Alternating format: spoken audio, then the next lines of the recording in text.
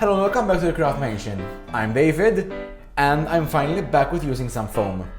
I think it's been about more than 2 months since I've used floor mat foam, so I'm glad I'll be making Captain America's Wakandan shields from Infinity War. Well, they're identical, so I'm only going to make one. I still have the old shield back here.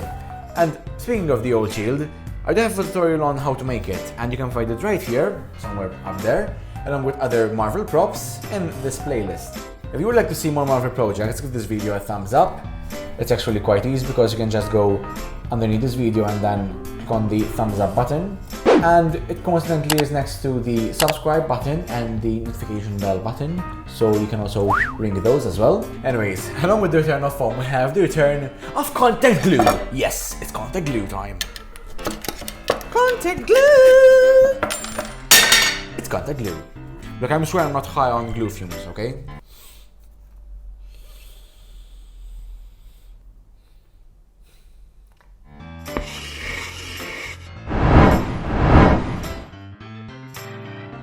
Well, as usual, I'm going to start off with template, or in this case, an image found online, printed to the right size, and then split into different parts.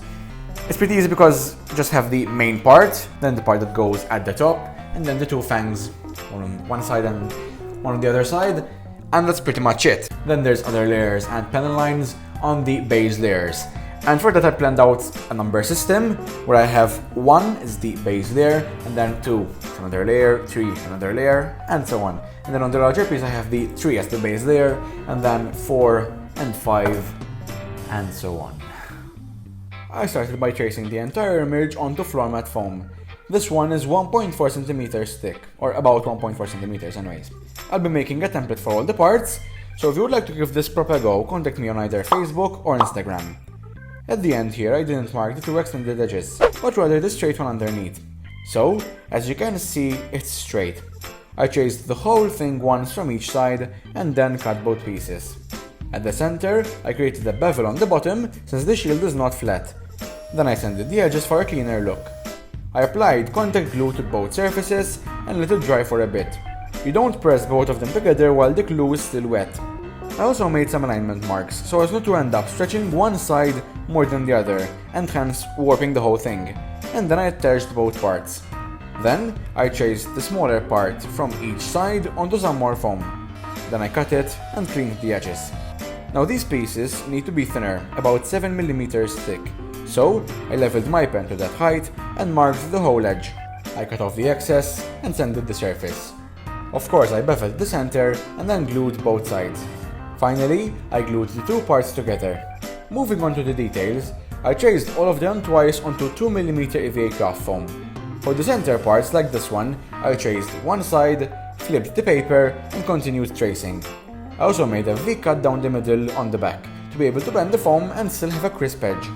I continued with the second layer parts, here marked as 4, and then moved on to the third layer, marked as 5. On the smaller piece, they're marked as 2 and 3.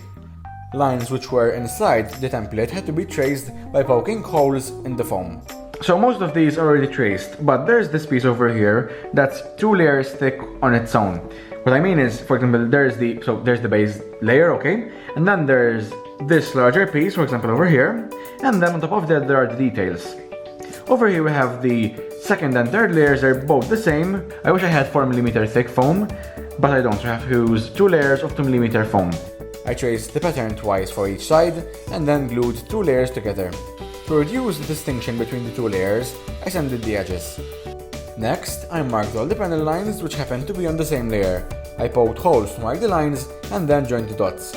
I cut the 2 fangs, at least I think they're fangs, or canines, don't know. These are about 1.1 cm thick, so they had to be thinned. They were a bit flexible, so I inserted a thin wire from the top. Originally I had tried from the bottom, but it was impossible to direct it towards the top. So I had to make a small hole, even though it would be slightly noticeable. The top has beveled edges. Now there are also some panels at the back. They're less clear. The only thing that I could see clearly was this part over here, because it has a serrated edge on one side and then a straight edge on the other side. And then there's some details in the middle, but for the rest it's quite dark. And then for the larger part over here, I'll just eyeball it, maybe find some pictures online like from toys, but they're not always that accurate. So I have to make up stuff on my own and hope it looks right. I made a pattern for the back panels, which you can also get. This part is like the mechanism that retracts the top part when not in use. I cut all the parts, traced them onto 2mm EVA foam, and then cut the foam.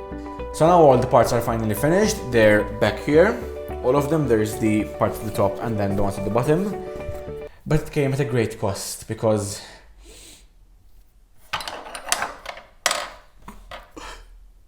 my scissors broke. What did it cost? Everything. And so, it was time to glue all the parts in place.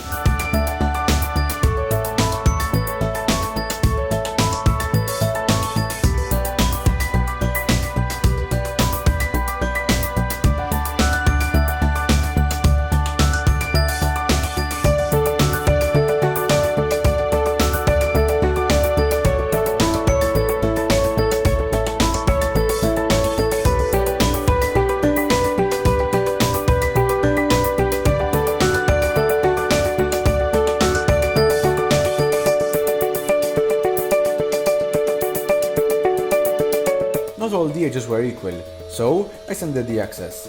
These two fangs have a triangular cross section. I made shallow cuts on all the panel lines. Next up were the handles. I measured the one at the hand and decided to make it 3 cm high and 11 cm long. I added all of those up and cut a rectangle of foam board 17 cm by 2 cm.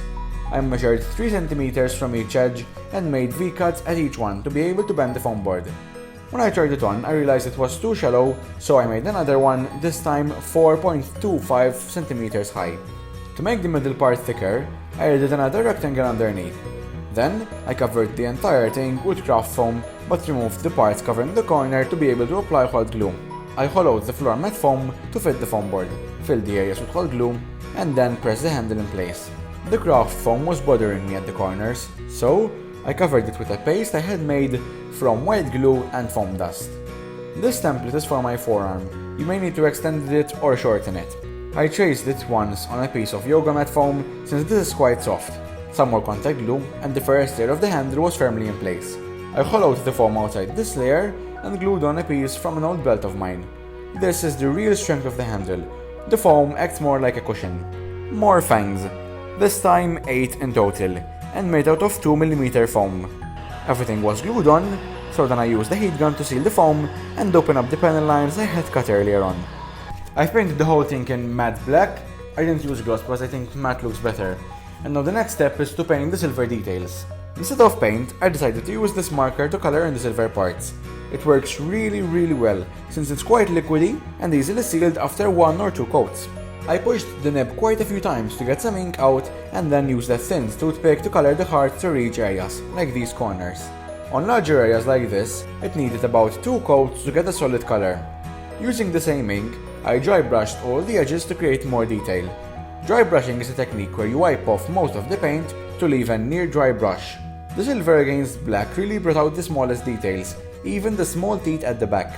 Once it was dry, I cut some nails in half and then inserted them into the foam to look like bolts or rivets, something like that. Anyways, the important part is that the shield was now finished.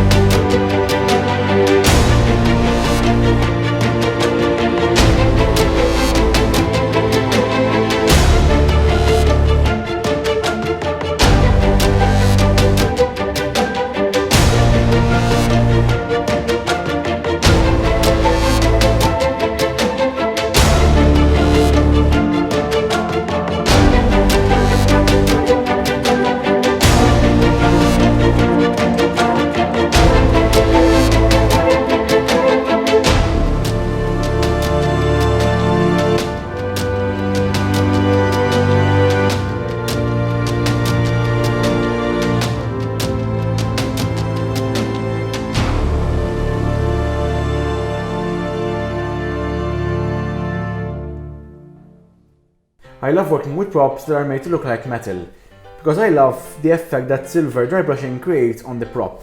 In fact, I did a lot of dry brushing in the areas where the plates, the metal plates, they brush against each other. Since this is retractable, these plates come over here, there should be a lot of dry brushing over here because the paint is scratched off and the silver underneath is revealed. The details at the back become better pronounced, and I don't even mind the texture of the floor mat foam itself because I've actually gone and highlighted some of the areas with the silver. And of all the details, I think that these fang-like things or canine-like things are what really identify this prop as a Wakandan artifact, even though they're only seen a few times in the movie.